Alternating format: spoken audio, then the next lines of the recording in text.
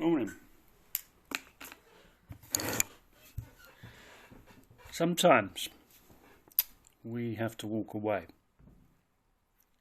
I spent a lot of my life running away. That's why I'm down here and not in Essex, because I couldn't handle what was going on. It took me a long time, and I've got to tell you this, that it was while I was tripping that I came up with the whole stand tall in the land of the giants, and it's very difficult because it's about power. People think abuse is about control. It's about the act. It's about control. It is. That's the main buzz.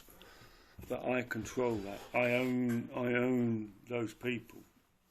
When I took my uncle to court, I walked in, and the very first thing, without planning this at all, I looked at him and I mentally said, "You do not scare me, and you do not own me."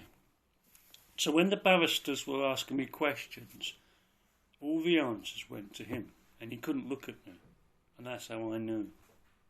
That's how I knew he was guilty, and he was found guilty. When an animal sees another predator, it will make itself look big. Cats do it, and other things, and spiders will put it is.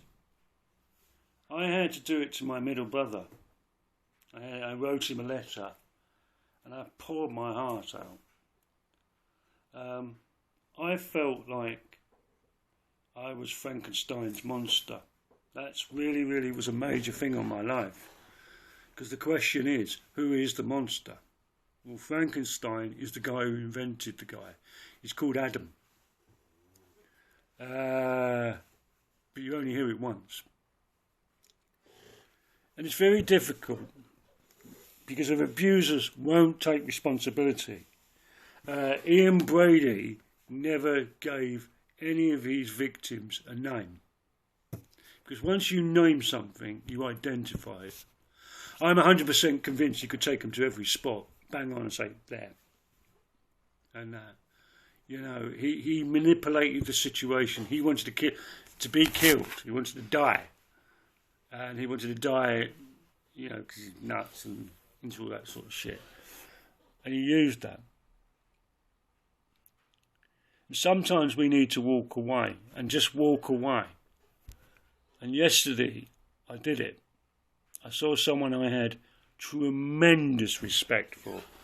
I held him in a very high position. And he, because of his son-in-law, who was my ex-landlord, he one day was really nasty to me. And I mean really nasty to me. And I walked away. Because I had to look at him and say, he's an old man and he's not worth the time in jail. Did I run away? Yeah, I did. Am I facing the situation with my family? Yes, I did, because I confronted them. I confronted my family about issues that were out of order.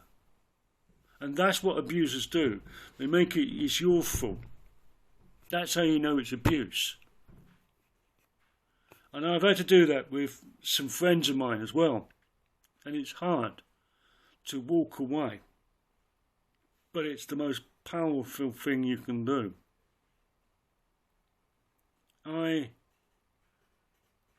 have communication with one member of my family. A cousin who lives in America. That's the only member of my family I have any communication with through marriage and DNA.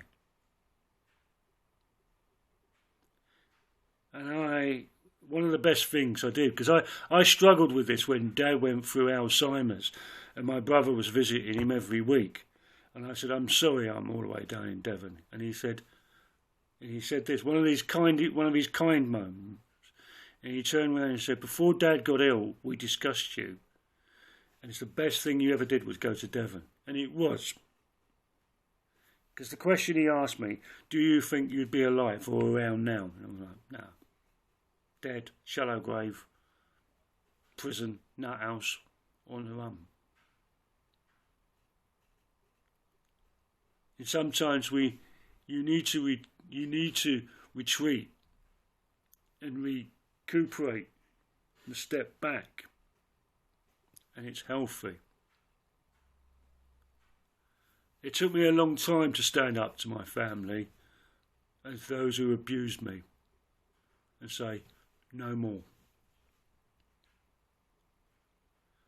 When I started surrounding myself with people I wanted, and I put my time and being and love into that, it became a step. Love was a thing I couldn't do or have. I'm doing it now and having it. You've got to respect yourself and you've got to be kind to yourself. And that's how I did it. I couldn't go for the love first. I had to go for the respect and kindness. And a part of that was standing up for Kevin. Because when I was asked why did I live like I did, I said Kevin Atwood is supposed to die as painfully, as slowly as possible. Not me. It's like I did compartmented it. You are beautiful, you are wonderful, and you are fantastic. And you're needed. Just like I am. We're all in this together. We're all in the same boat. And it's the love and kindness and respect that's going to get us here. Weird noise in the house. Peace, love and out. And may you know love.